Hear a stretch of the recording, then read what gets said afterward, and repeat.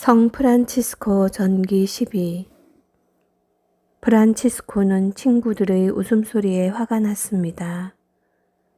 그것은 친구들 때문이 아니었습니다. 지금까지 있었던 자신의 생활이 눈앞에 펼쳐졌던 것입니다. 어리석고 목적 없으며 유치하고 헛된 것뿐이었습니다.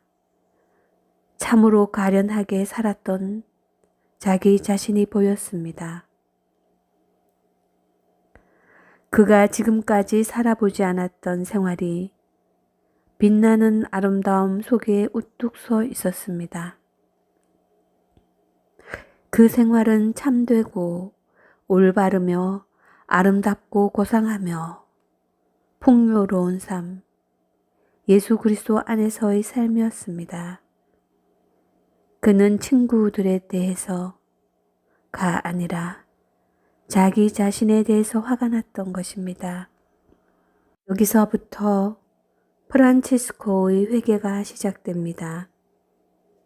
15세기 피렌체의 성 안토니노는 그의 저서에서 프란치스코가 친구들과 즐기던 생활을 떠나고 나서 한 해의 생활을 두 줄로 요약했습니다. 그는 여러 곳의 은수처 동굴에 숨어 있었고 무너진 성당 건물들을 경건하게 수리하였습니다. 부자 아버지의 아들, 젊고 철없는 세속적인 아들이 자신을 위한 하느님의 뜻을 확인하기 위하여 두 가지 일을 하였습니다. 곧 하느님의 왕국을 위해 혼자서 기도와 일을 했던 것입니다. 도시에서 조금 떨어진 산속 절벽에 동굴이 하나 있었습니다. 그는 그곳에 기도하러 자주 갔습니다.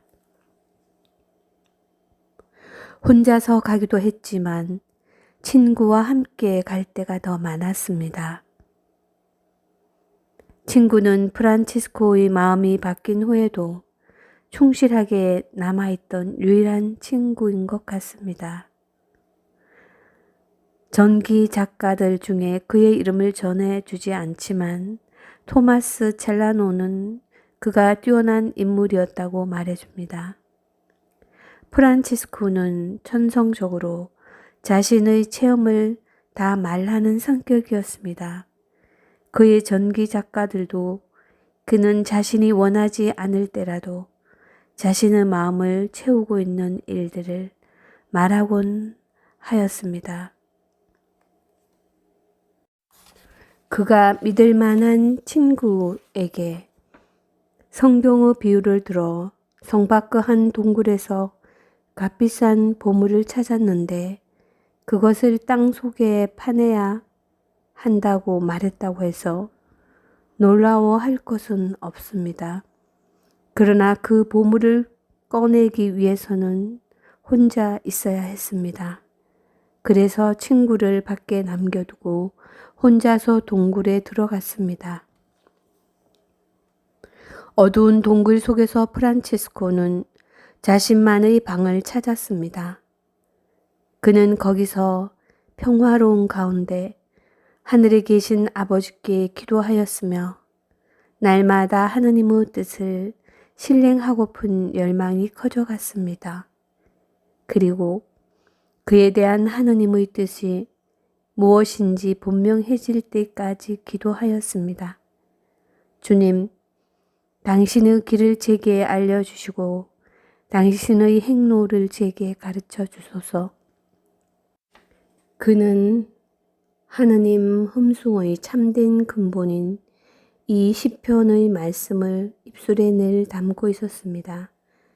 그러나 순수한 이상이 있는 반면 과거의 삶이 나타나 어둡고 불안한 그림자를 드리웠습니다.